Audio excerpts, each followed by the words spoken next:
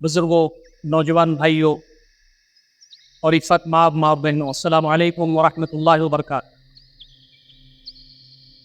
انسان کی زندگی سے اگر اچھے اخلاق نکال دیے جائیں تو وہ جانور بن کر کے رہ جاتا ہے۔ دین اسلام کا جو امتیاز ہے وہ یہی ہے کہ انسان کو یہ معلوم ہونا چاہیے کہ وہ اللہ رب العزت کا بندہ ہے اور اللہ رب العزت کو بندگی پسند ہے۔ انسان کو یہ معلوم ہونا چاہیے کہ اس کے اندر انسانیت ہونی چاہیے، ایک دوسرے کے دکھ اور درد میں شرکت، ایک دوسرے کے کام آنا۔ اسلام نے مومن کو، مسلم کو ایسا بنایا ہے کہ وہ سراپا رحمت بن جائے سارے انسانوں کے لیے۔ اللہ رب العزت کی ذات گرامی پوری کائنات کے لیے رحمت ہے۔ اللہ رب العزت کی جو رحمت ہے وہ ہر چیز پر وسیع ہے۔ وسعت رحمتی کل شیء۔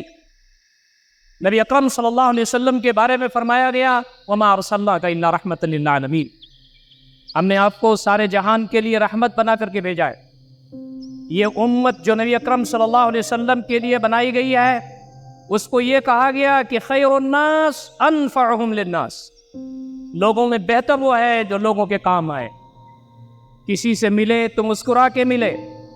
ان تلقى اخاک بوجہ طلیق صدقہ، مسکرا کے ملنا بہترین اخلاق۔ کچھ لگتا نہیں آدمی کا، لیکن اندر سے اس کے اندر یہ تبدیلی ہو کہ میں اپنے رب کا بندہ ہوں، اللہ تعالیٰ کی خوشی اسی میں ہے۔ چند دنوں کے لیے اس دنیا میں آیا ہوں، مر جانا ہے، اللہ تعالیٰ کے دربار میں حاضر ہونا ہے، تو مجھے اللہ تعالیٰ سے اپنے تعلقات کو مضبوط رکھنا ہے اور بندوں کے ساتھ میرے تعلقات اچھے ہونے چاہیے۔ مسکرا کے پیش آنے سے اللہ خوش ہوتا ہے، کسی کے کام آ جانے سے رب کے ہاں درجہ بلند ہو جاتا ہے، اور لوگوں کے ساتھ اچھا برتاؤ اور سلوک اور لوگوں کے ساتھ تعلقات بہتر رکھنے سے اور اچھا اخلاق پیش کرنے سے دنیا کی کامیابی ملتی ہے اور آخرت کی کامیابی ملتی ہے۔ یہ ابھرا ہوا پہلو ہے جو بندے مومن کو انسان ہی نہیں بناتا، بلکہ وہ لوگوں کے نزدیک اس کو ہر دل عزیز بناتا ہے، اور اللہ رب العزت کے نزدیک اس کا درجہ بلند ہو جاتا ہے۔ دوستوں اور ساتھیوں، آج کا جو دور چل رہا ہے ہندوستان کے اندر، جہاں نفرتیں پھیل رہی ہیں، پریشانیاں پھیل رہی ہیں، امت مسلمہ کے فرزندوں کا ابھرا ہوا پہلو یہ ہونا چاہیے کہ ہمارے اخلاق بہتر ہو جائیں۔ قرآن کہتا ہے وَلَا تَسْتَوِي الْحَسَنَةُ وَلَا السَّيِّئَةُ، اچھائی اور برائی برابر نہیں ہو سکتے۔ ادفع بالتی ہی احسن، تم برائی کا جواب اچھائی سے دو، اس کا نتیجہ یہ ہوگا کہ فَإِذَا الَّذِي بَيْنَكَ وَبَيْنَهُ عَدَاوَةٌ كَأَنَّهُ وَلِيٌّ حَمِيمٌ، کہ تمہارے اور اس کے درمیان جو دشمنی ہے وہ جگری دوستی میں بدل جائے۔ نبی اکرم صلی اللہ علیہ وسلم کا پورا دور شاہد ہے، جنہوں نے نبی اکرم صلی اللہ علیہ وسلم کو گالیاں دیں، آپ کے لیے پریشانیاں کھڑی کیں، آپ کے سلسلے میں قتل کی جو سازشیں تھیں اس میں شریک رہے، آپ صلی اللہ علیہ وسلم نے ایسا برتاؤ ان کے ساتھ کیا کہ وہ آپ کے ہو گئے۔ صحابہ کرام کا جو ابھرا ہوا پہلو وہ یہی ہے کہ دین کی تعلیمات کے لیے وہ بڑی لمبی چوڑی تقریریں نہیں کرتے تھے، انہوں نے کتابیں نہیں لکھیں، اور دین کی حقانیت اور اس کی برتری کے لیے انہوں نے اکیڈمک بڑا سارا کام نہیں کیا نظریاتی اور فکری اعتبار سے، بلکہ ان کی اخلاق، ان کے کردار، ان کے برتاؤ، ان کے سلوک بندگان خدا کے ساتھ ایسا تھے کہ لوگوں کے دل موم ہو گئے۔ آپ جب کسی کی مدد کرتے ہیں، بے لوث کسی کی خدمت کرتے ہیں، آڑے وقت میں کسی کے کام آ جاتے ہیں، تو اس کا دل نرم ہو جاتا ہے آپ کی باتوں کو سننے کے لیے۔ اور جب اس کو یہ پتا چلے کہ انہوں نے جو میرے ساتھ رویہ اپنایا ہے اس کا کوئی بدلہ نہیں چاہتے، اور اس کے بارے میں ان کا کوئی مقصد نہیں ہے، کوئی ہدف نہیں ہے، کوئی مطلب نہیں ہے، تو پھر اس کے دل آپ کے لیے کھل جاتے ہیں اور آپ کا وہ گرویدہ ہو جاتا ہے۔ نبی اکرم صلی اللہ علیہ وسلم کی دعوت کا ابھرا ہوا پہلو یہ تھا کہ آپ نے کبھی بھی کسی کو بلا کے کہ آئے فلاں ادھر آ، یہ دنیا ختم ہو جانے والی ہے، مرنے کے بعد جنت اور جہنم ہے، ایمان لے آ۔ سیرت کی کسی بھی کتاب میں اور حدیث کے کسی بھی متن میں یہ چیز نہیں ملتی۔ آپ پہلے لوگوں کے ساتھ تعلقات استوار کرتے تھے، اخلاق و کردار کے ساتھ پیش آتے تھے، لوگوں کے کام آتے تھے، یہاں تک کہ لوگوں کے دل آپ کے لیے نرم ہو جاتے تھے اور جو بات کہی جاتی تھی لوگ اسے قبول کرتے تھے۔ نبی اکرم صلی اللہ علیہ وسلم فرماتے ہیں کہ احب عباد اللہ الی اللہ احسنہم خلقا، اللہ رب العزت کے جتنے بھی بندے اس روئے زمین پر ہیں ان میں سب سے محبوب ترین بندہ اللہ رب العزت کی نظر میں وہی ہے جس کے اخلاق بہتر ہوں۔ ہم اللہ تعالیٰ کے نزدیک اگر محبوب ہونا چاہتے ہیں اور اللہ تعالیٰ کے نزدیک ہم پسندیدہ ہونا چاہتے ہیں تو ہمارے اخلاق اچھے ہوں، اپنی بیوی کے ساتھ ہمارے تعلقات اچھے ہوں۔ خیرکم خیرکم لأہلہ وانا خیرکم لأہلی، نبی اکرم صلی اللہ علیہ وسلم نے فرمایا تم میں بہتر وہ ہے جو اپنی بیوی اور بچوں کے لیے بہتر ہو، میں تم تمام میں اپنی بیوی اور بچوں کے لیے سب سے زیادہ بہتر ہوں۔ اخلاق کا سب سے بڑا مظاہرہ والدین کے ساتھ ہونا چاہیے۔ نبی اکرم صلی اللہ علیہ وسلم سے ایک صحابی نے پوچھا اللہ کے نبی صلی اللہ علیہ وسلم میرے حسن صحبت کا، میرے بہترین برتاؤ کا سب سے زیادہ مستحق کون ہے؟ آپ نے فرمایا تمہارے والدین۔ والد کے سامنے، والدہ کے سامنے کھڑے رہنا، جھک کے بات کرنا، ادب کے ساتھ پیش آنا۔ مجھے تو یہ بات اتنی اچھی لگی کہ بوڑھے ماں باپ کو اگر پیسے دینے ہوں تو ایسے ہاتھ کر کے نہیں دینا چاہیے، اپنے ہاتھ میں پیسہ رکھ کر کے جھک جائیے کہ ماں باپ اپنے ہاتھ سے اس کو اٹھا لے۔ ماں باپ کو پیسہ دینے کا کانسیپٹ نہیں ہے، ہم سب اپنے ماں باپ کے لیے ہیں۔ اپنے ہاتھ کو ان کے سامنے پھیلا دیں اور ان کے ہاتھ اوپر سے آ کر کے اس رقم کو یا اس چیز کو لے لیں جو ہم ان کو دینا چاہتے ہیں۔ تو سب سے زیادہ ہمارے اخلاق کے مستحق ہمارے والدین ہیں، ہمارے گھر کے لوگ ہیں، ہمارے پڑوسی ہیں، ہمارے مسلمان بھائی ہیں جو ہمارے اطراف میں رہتے ہیں، ہمارے وہ غیر مسلم بھائی ہیں جن کے ساتھ ہمارے تعلقات استوار ہیں، جن سے روابط ہمارے ہیں۔ نبی اکرم صلی اللہ علیہ وسلم کی زندگی کا یہی اسوہ ہے۔ آپ صلی اللہ علیہ وسلم کا جو اخلاق تھا اپنی بیوی کے ساتھ وہ عظیم تھا۔ نبی اکرم صلی اللہ علیہ وسلم کامل تھے، آپ عیوب سے پاک تھے، لیکن حضرت خدیجہ رضی اللہ تعالیٰ عنہ بیوی کی حیثیت سے آپ کے جو اخلاق تھے وہ بھی عظیم الشان تھے۔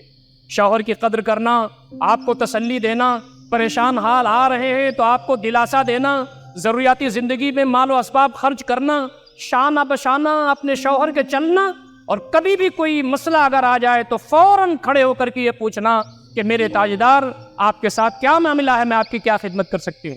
نبی اکرم صلی اللہ علیہ وسلم فرماتے ہیں کہ ایک مرتبہ جبریل امین تشریف لائے اور آپ نے کہا کہ خدیجہ کہاں ہیں؟ تو نبی اکرم صلی اللہ علیہ وسلم نے فرمایا وہ گھر کے اندر ہیں۔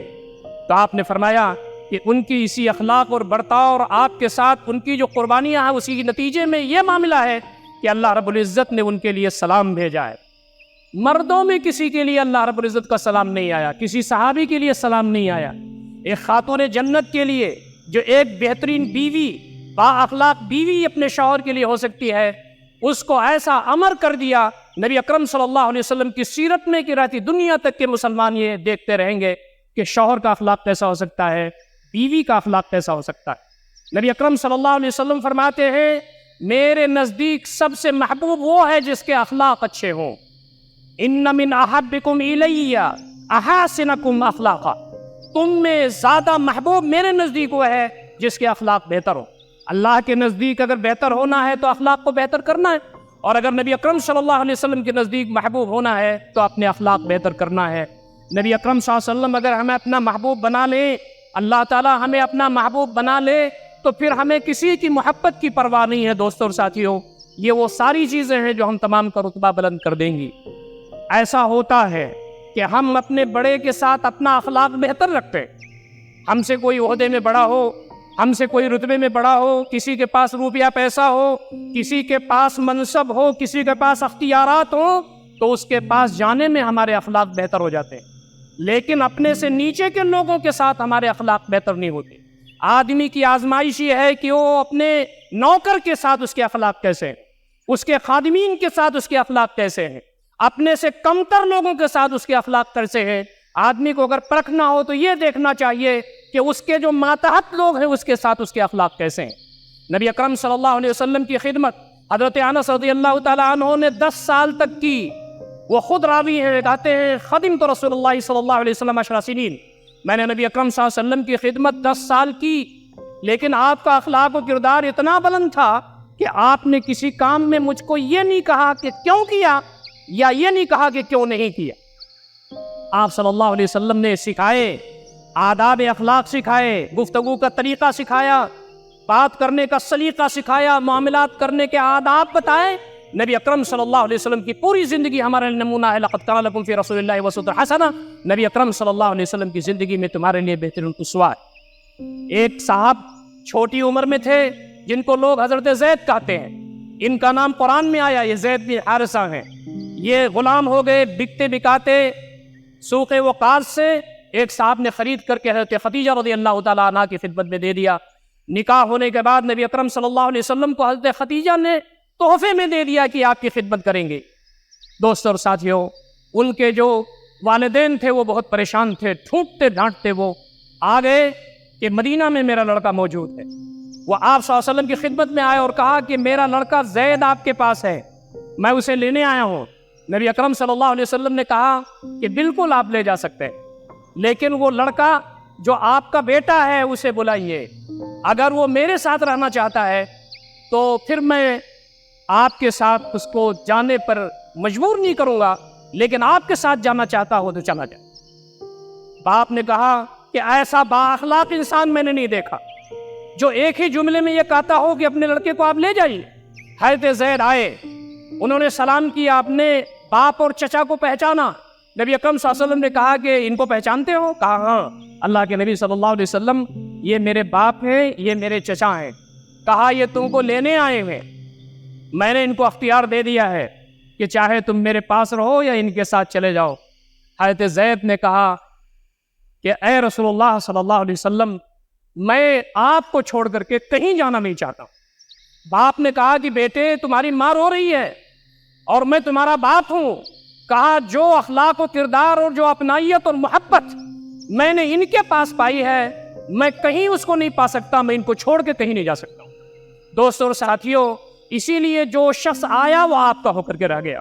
और आपने जिन सितारों को तैयार किया था, जिन स्टार्स को तैयार किया था, सहाबे किराम रिज़वानुल्लाह ताला अलैहिम अजमईन, उनका मामला ये था कि उनके पास भी जो आता था वो ईमान के गर्मी के साथ साथ वो अखलाक की तपिश ऐसा पाता था कि वो आपका गिरविदा हो जाता था।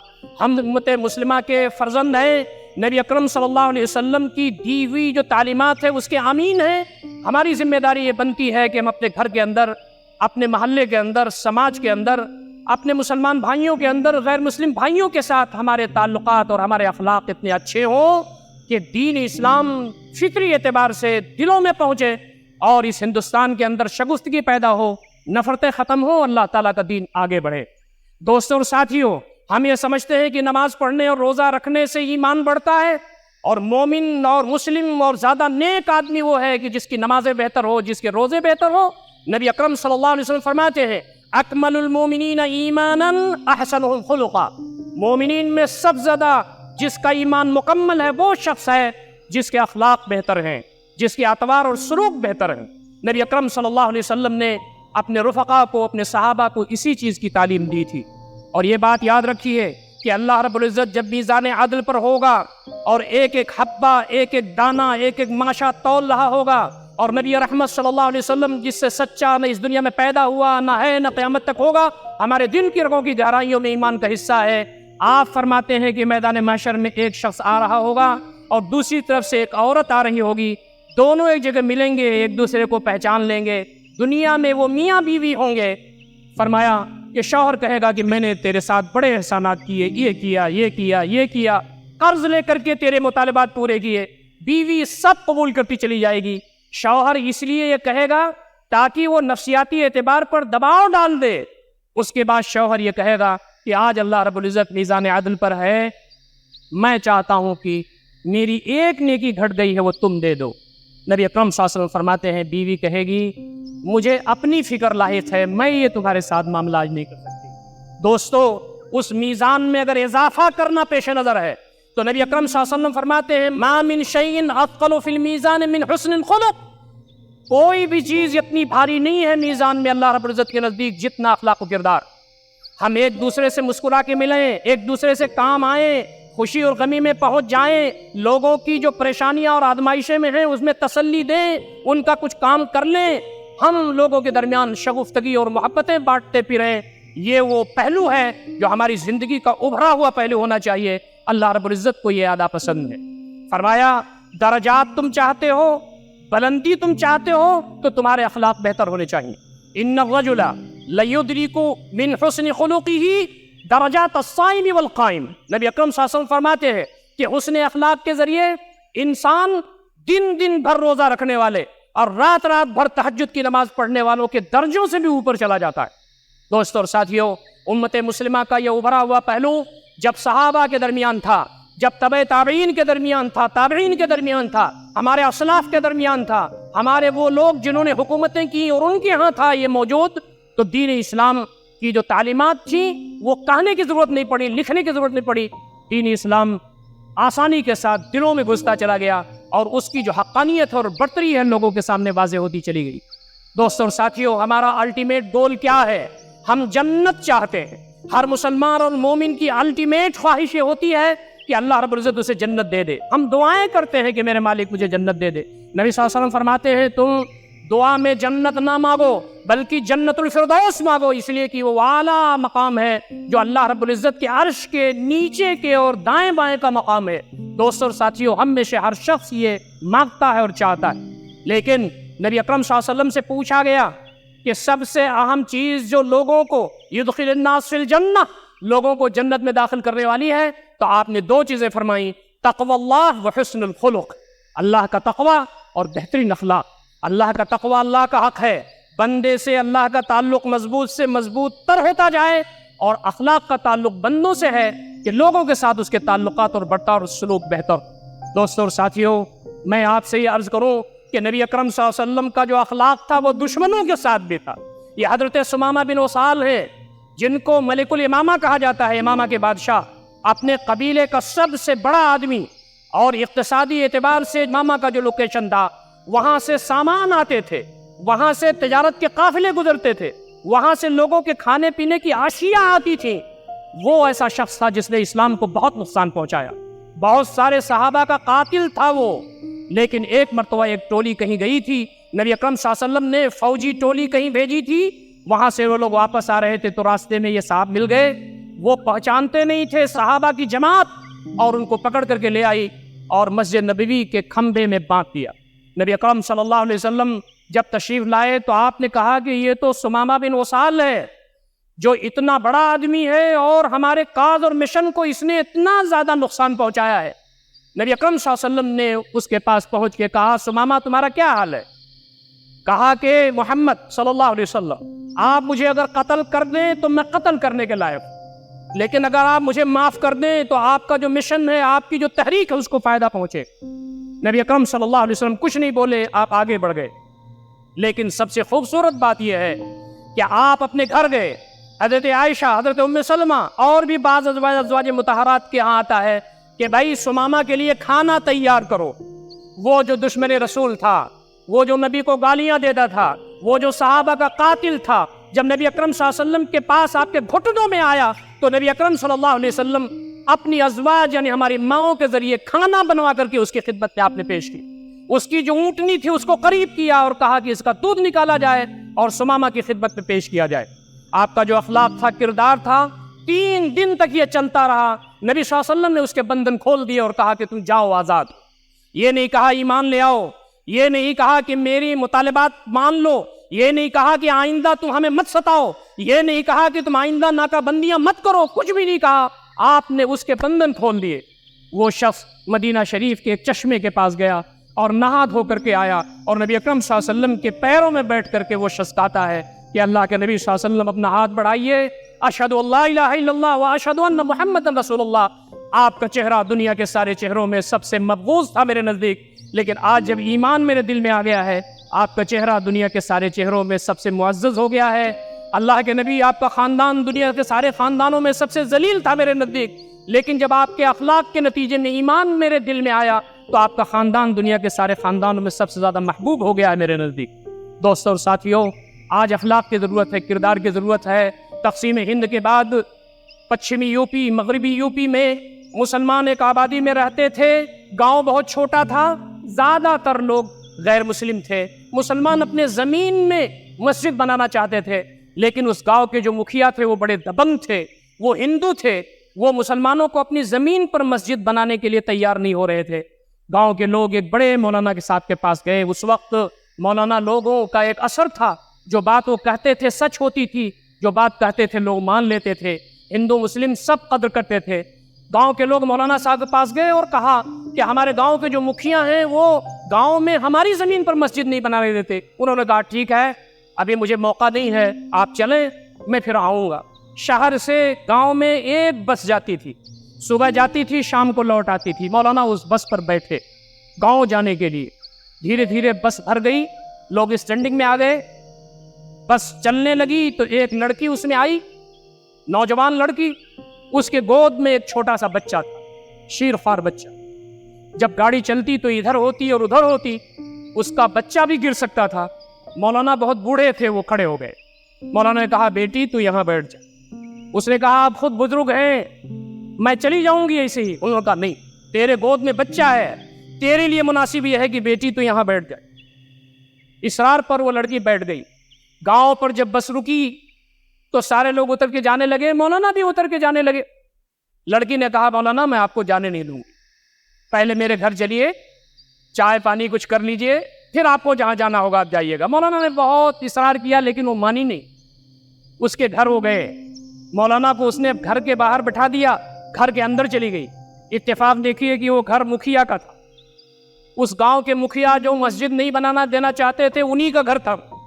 گھر گئی اور اس نے کہا کہ ابا جان، میں بس میں آ رہی تھی اور مولانا صاحب جو باہر بیٹھے انہوں نے مجھے جگہ دی، اور سنیے آپ کے فلاں دوست، آپ کے فلاں چہیتے، فلاں چاچا، فلاں کاکا سب بس میں تھے، کسی نے مجھے جگہ نہیں دی. مولانا صاحب نے جگہ دی اور مجھے بیٹی بھی کہا. باپ بھی بہت متاثر ہوا، باہر آیا. اس نے کہا مولانا صاحب کیا معاملہ ہے؟ تو کہا کہ سنا ہے اس گاؤں کے مکھیا یہاں کے مسلمانوں کو ان کی زمین پر مسجد نہیں بنانے دے رہے، ان کی اپنی زمین پر مسجد نہیں بنانے دے رہے. تو میں ذرا مکھیا صاحب کو سمجھانے آیا ہوں کہ بھائی صاحب ایسا مت کیجیے. یہ اخلاق کا اثر تھا کہ مکھیا نے کہا کہ مولانا آپ تشریف لے جائیے، میں کھڑے ہو کر کے مسجد بنواؤں گا.